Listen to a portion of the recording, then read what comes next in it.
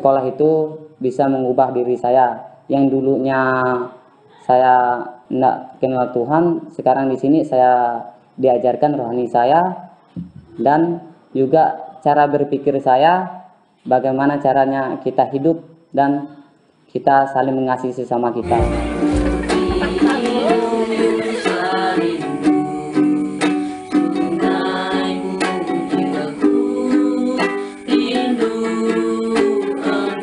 Harapan saya dengan hadirnya sekolah metodis, anak-anak yang kita didik, mereka boleh mengalami perjumpaan dengan Tuhannya. Saya berharap anak-anak pun memiliki iman, pengetahuan, dan menjadi saksi Kristus di dalam kehidupan mereka, baik berkeluarga, bermasyarakat, dan bernegara. Kiranya Tuhan memberkati pelayanan pendidikan metodis di pedesaan ini.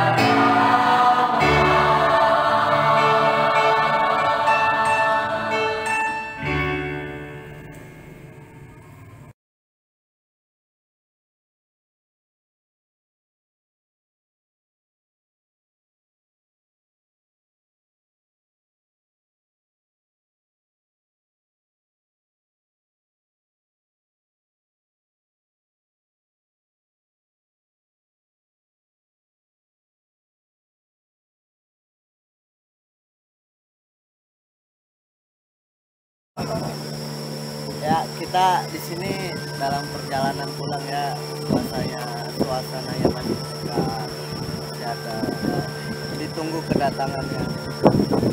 Nah, kami telah menyampaikan murid-murid supaya pribadi mereka menjadi pribadi yang mutu seperti bapak sekolah kami. Itu menantikan kedatangan Anda ke kampung Metodis.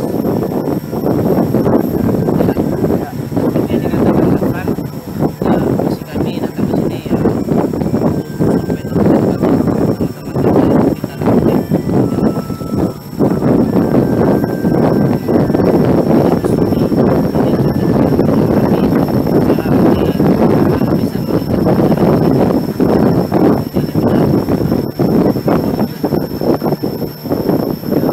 Saya sebagai orang Lapan, terima kasih kepada teman-teman saya dan saya, teman-teman Fran, Bang Jonathan, Bang Eli, teman-teman itu syukur mereka mau mengunjungi, melihat kampung Abah yang gimana sebenarnya, dan kunjung-kunjungan di kampung Melayu, dan syukurlah kami bisa datang ke tempat ini semua karena Tuhan berjalan Tuhan melihat bahwa keadaan kampung itu gimana. Terima kasih.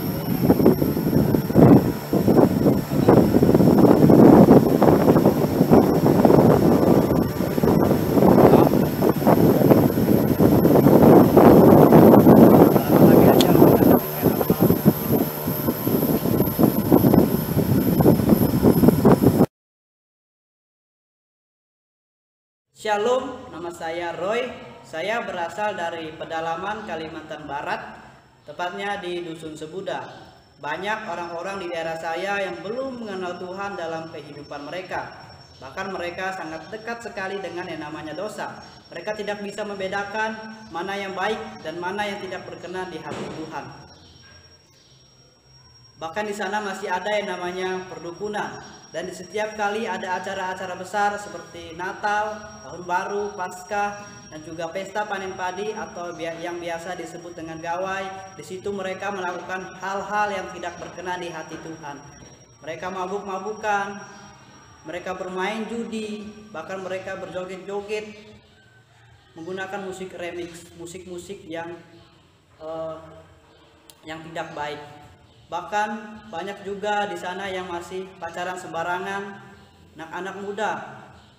Mereka karena pacaran sembarangan, hamil di luar nikah yang mengharuskan mereka untuk menikah di usia yang masih muda. Ada teman-teman saya yang masih umur 15 tahun, mereka harus menikah. Bahkan ada juga yang sudah menjadi janda di bawah umur karena ditinggalin suaminya dan mengharuskan mereka untuk hidup menjadi seorang janda yang di bawah umur. Dulu juga saya sebelum bertobat, saya juga sama seperti mereka. Saya juga pecandu minuman keras, saya juga merokok, bahkan saya sering mabuk-mabukan, bahkan saya sering tidak pernah pulang ke rumah karena mabuk. Bahkan saya tidak pernah membaca Alkitab, tidak pernah yang namanya berdoa. Bahkan 1 tahun saya tidak pernah pergi ke gereja karena waktu itu saya masih beragama Katolik. Waktu itu gereja kami sempat dibongkar sama orang, jadi gereja itu ditutup dan mengharuskan saya tidak pernah pergi ke gereja. Dulu hidup saya sangat jauh daripada Tuhan. Saya mengikuti pergaulan bebas, bahkan saya orang yang sangat berdosa dulu. Tahun 2017 saya dijemput oleh guru Injil Frans bersama timnya untuk bersekolah di gereja Metodis di persekolahan Metodis Sanggoledo. Dan akhirnya saya bersekolah di persekolahan misi gereja Metodis Sanggoledo. Singkat cerita, waktu itu saya mengikuti sebuah KKR yang diadakan, dan di situ saya mulai bertobat. Saya mulai menyadari dosa-dosa saya dan saya menerima Yesus dalam kehidupan saya. Banyak sekali hal-hal yang saya dapatkan ketika saya bersekolah di sekolah Metodis Sanggoledo. Saya mulai mengerti apa tujuan hidup. Saya mulai mengerti Tuhan menciptakan saya untuk apa. Dan untuk itu teman-teman, anak-anak muda, penting sekali yang namanya kita harus bermisi. Kita harus bermisi untuk Tuhan, kita harus mengkabarkan Injil kemanapun dan kepada siapapun. Saya bisa menerima Tuhan, saya bisa bertobat, itu semua karena misi daripada Tuhan melalui persekolahan Sanggoledo. Tuhan mempercayakan sekolah Sanggoledo untuk mendidik saya, memproses saya, sehingga saya bisa menerima Yesus dalam kehidupan saya, sehingga saya bisa dilahirkan baru. Dan akhirnya saya memutuskan diri untuk menjadi seorang hamba Tuhan. Dan saya tahun ini akan melanjutkan studi saya.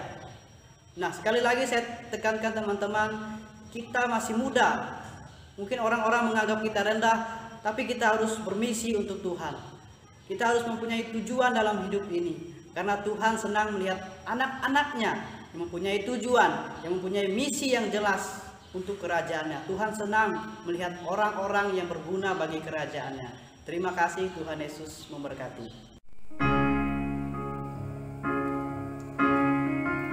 Kita masih menyembah, memuji, memuliakan nama Tuhan dengan lagu kasih.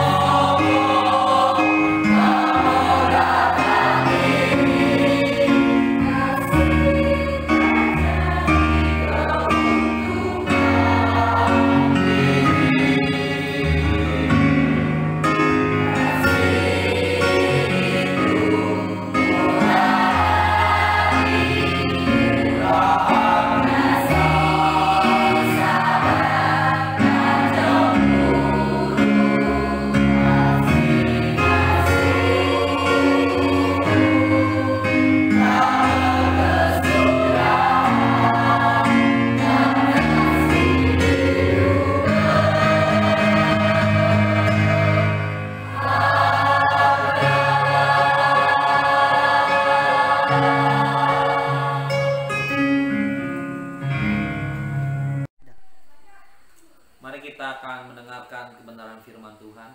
Kita berdoa. Tuhan, sungguh kami bersyukur atas kebaikan-Mu boleh melawat kehidupan kami sebagai pemuda-pemudi. Kiranya Tuhan boleh pakai kami untuk menjadi alat kemuliaan-Mu.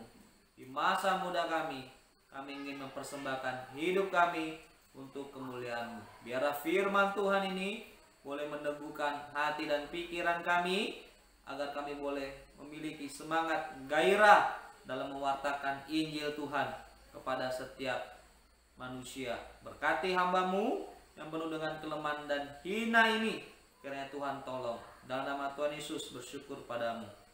Amin.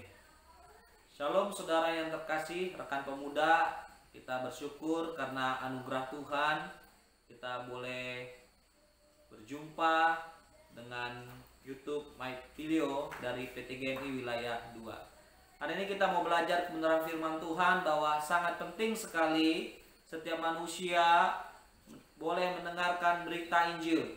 Bahwa sangat penting sekali di tengah zaman yang semakin buruk, manusia memerlukan Injil. Mari kita baca kebenaran firman Tuhan yang terambil di dalam 1 Korintus pasal 9 ayat yang ke-16. 1 Korintus 9 ayat 16. Karena jika aku memberitakan Injil, aku tidak mempunyai alasan untuk memegahkan diri. Sebab itu adalah keharusan bagiku. Celakalah aku jika aku tidak memberitakan Injil. Celakalah aku jika aku tidak memberitakan Injil. Rekan pemuda yang terkasih, saya melayani di GMI Sanggolido sudah 8 tahun di bawah misi pelayanan GMI Immanuel, baik misi gereja maupun misi daripada pendidikan yang ada di tempat ini. Saudara yang terkasih dalam nama Tuhan, di tengah kemajuan era postmodern ini, kebudayaan manusia mengalami perubahan sehingga membuat manusia hidup lebih konsumtif, membelanjakan hal-hal untuk memuaskan pribadi. Sehingga kalau saya sederhanakan, bahwasanya manusia lebih mementingkan diri sendiri. Sehingga kalau ini terus ada di dalam diri kita sebagai pemuda-pemudi, tanpa kita sadari, kita akan menjadi manusia yang hedonisme, yang hanya menjadikan diri kita tuan atas diri kita. Sehingga fokus kita hidup bukan lagi untuk memuliakan Tuhan, bukan lagi untuk mengasihi sesama, melainkan untuk diri kita. Untuk itu penting sekali bagaimana kita hidup menjalankan amanat yang Tuhan berikan. Kita hidup mengerti panggilan kita sebagai manusia. Sehingga sekalipun kita hidup di tengah postmodern ini, kita tetap menjalankan amanat agung, kita tetap mewartakan Injil, kita tetap bermisi, sehingga banyak jiwa-jiwa yang kita berikan untuk Tuhan. Tanpa Injil, manusia akan binasa. Saudara yang terkasih dalam nama Tuhan, kita baru dengar kebenaran firman Tuhan, di mana Paulus berkata, celakalah aku jika aku tidak mengabarkan Injil. Saudara, kenapa perkataan ini begitu penting bagi diri Paulus? Karena Paulus memiliki satu konsep keyakinan. Di dalam Roma yang pasal yang pertama, dia berkata apa? Bahwa Injil adalah kekuatan Allah yang menyelamatkan setiap orang percaya. Saudara yang terkasih dalam nama Tuhan, rekan pemuda, dunia misi itu adalah sangat penting. Dan di dalam dunia misi haruslah Injil yang menjadi kekuatan kita. Injil yang menjadi pondasi kita. Pondasi kita mengasihi Allah. Bukan uang, bukan materi, bukan motivasi yang lain, tetapi motivasi yang terbaik ketika engkau menjalankan misi Allah adalah kasihmu kepada Allah untuk memberitakan Injil kepada sesamamu. Saudaraku yang terkasih dalam nama Tuhan, di tengah zaman yang semakin maju, manusia semakin enggan untuk mewartakan Injil. Manusia semakin enggan untuk mementingkan kepentingan orang lain. Manusia makin hedonis, makin konsumtif, tidak memperhatikan orang lain, lebih fokus kepada diri sendiri. Saudara, Roma 1 pasal ayat 22 berkata apa? Manusia menemukan teknologi seakan-akan mereka penuh dengan hikmat, tetapi sesungguhnya itu adalah kebodohan daripada Allah. Saudara yang terkasih, rekan pemuda, saya berharap kita, sekalipun kita muda, kita harus tetap menjalankan amanat yang Tuhan berikan. Pada abad yang ke-19 ada seorang anak muda, ketika itu dia berusia 21 tahun. Namanya Dale Moody. Ia begitu mengasihi Tuhan sehingga ia menyerahkan diri sebagai menjadi seorang guru sekolah minggu yang begitu amat mencintai anak-anak, sehingga di mana ada jiwa anak sekolah minggu, Dale Moody selalu mendoakan. Dale Moody sangat mengasihi jiwa anak-anak, sehingga suatu hari ia terpanggil untuk bermisi ke suatu tempat di negara Amerika, yaitu suatu tempat yang bernama Chicago, di mana di daerah itu adalah daerah yang terkenal dengan kejahatannya, sehingga masyarakat lingkungan di sana mengecap tempat itu sebagai capan yang sangat-sangat menakutkan. Mereka menyebutnya adalah kota Little Hell, yaitu neraka kecil. Saudara yang terkasih, kenapa kota itu dibilang neraka kecil? Karena tingkat kejahatan begitu tinggi. Karena orang hidup dalam pesta pora, mabuk, berjudi, pelacuran, pembunuhan, bahkan cerai-berai di sana ada, sehingga banyak anak-anak yang tidak diperhatikan. Tetapi puji Tuhan, ada seorang anak muda berusia 21 tahun memiliki semangat pengabaran Injil dengan bersama dengan temannya Stilson. Mereka menghampiri kota di Chicago dan mencari anak-anak yang membutuhkan berita Injil. Saudara, karena begitu besar kasihnya kepada anak-anak, dia kumpulkan anak satu demi satu. Dia kasihi, dia doakan, dia terima, dia peluk, dia beri makan, dia berbagi cerita, sehingga tahun demi tahun Dale Moody diterima oleh orang-orang di Chicago. Saudara yang terkasih dalam nama Tuhan, tiba-tiba di tengah Dale Moody sedang mengajar anak sekolah minggu, ada salah satu kepala geng remaja di sana, yaitu namanya Jimmy Sexton. Dia berkata kepada Dale Moody, karena bagaimanapun Jimmy Sexton merasa terharu, merasa tersentuh karena pelayanan daripada Dale Moody. Jimmy Sexton berkata demikian, kami semua bersumpah setia kepada teman yang kami baru kenal. Kami temukan di mana dia hidup dengan sederhana. Ketulusan hati membuat kami percaya kepada kesetiaannya, dan hal ini membuat kami merasa bahwa kami berdiri sama tinggi, tidak rendah darinya. Tidak ada kelompok yang lain yang memerlukan doa yang lebih banyak daripada kelompok doa kami. Saudara, melalui pelayanan Dale Moody kepada Jimmy Sexton dan anak-anak sekolah minggu di sana, sehingga anak-anak sekolah minggu dimenangkan oleh Tuhan.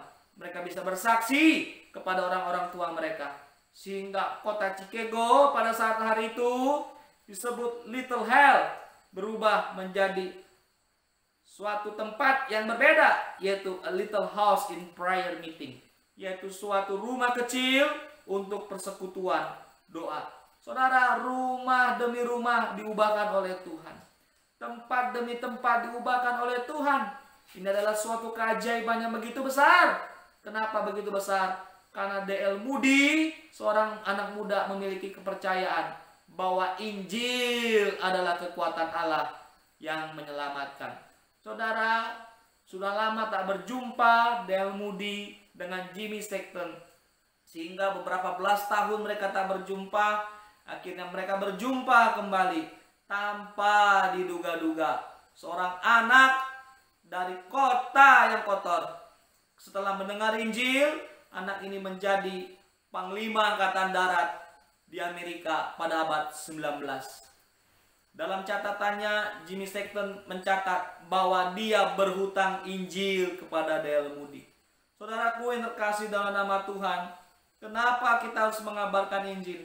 Penting, karena Injil adalah kekuatan Allah. Supaya setiap orang yang mendengar Injil, mereka akan mengalami pembaharuan, pembebasan daripada dosa. Saudara, misi tidak akan pernah lepas dari namanya pengabaran Injil. Misi tidak akan pernah lepas dari namanya Yesus Kristus. Untuk itu, rekan pemuda yang terkasih dalam nama Tuhan, sekalipun saya dan saudara masih muda, mari kita mengabarkan Injil, karena itu menjadi keharusan bagiku dan bagimu. Saudara, kenapa Paulus berkata, celakalah aku jika aku tidak memberitakan Injil? Kenapa? Karena Paulus sendiri mengalami kasih Allah yang begitu besar di dalam Injil. Paulus mengalami pengampunan dosa. Paulus mengalami yang namanya kasih Tuhan. Paulus mengalami yang namanya anugerah Allah begitu besar bagi dirinya. Sehingga itulah yang membuat diri Paulus merasa berhutang Injil kepada Kristus Yesus. Sehingga ada desakan dalam hatinya untuk mewartakan Injil. Bahkan ada penghakiman dalam hatinya. Kalau dia tidak memberitakan Injil, dia adalah orang yang celaka.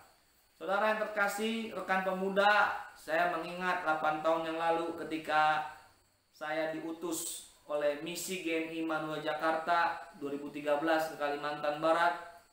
Keluarga besar saya tidak mensetujunya seperti itu. Mereka berkata, orang berlomba-lomba Frans pelayanan ke kota, tapi kamu berlomba-lomba pelayanan ke hutan seperti itu. Karena dalam benak bayangan kita, Kalimantan adalah tempat yang mengerikan seperti itu, Bapak Ibu.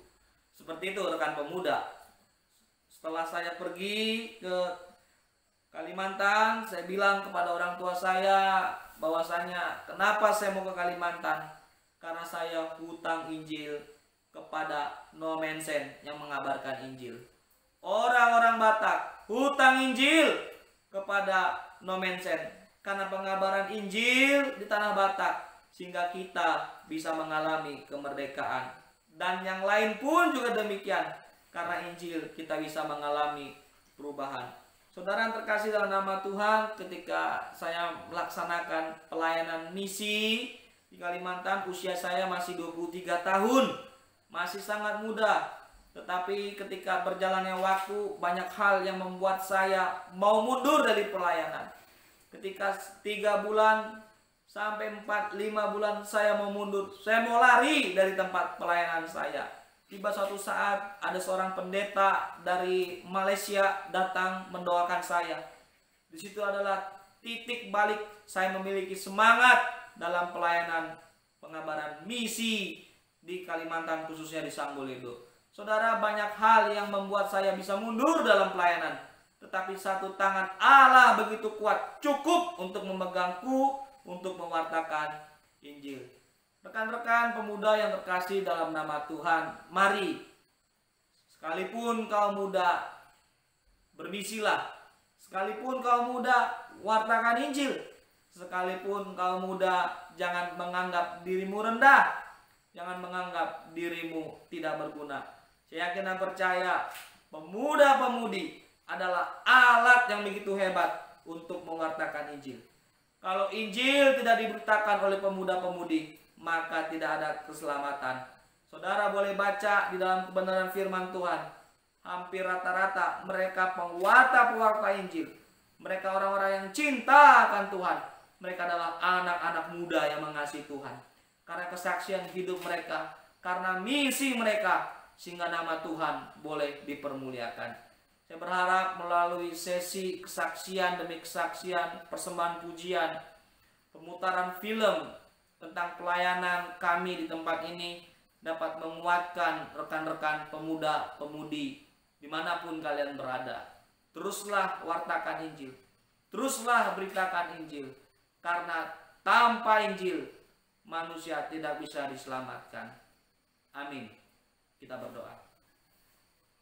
Tuhan, kami sangat bersyukur dan berterima kasih karena kebaikan-Mu, sehingga pada hari ini kami boleh mendengar cerita sharing dari kebenaran firman Tuhan dan kesaksian demi kesaksian.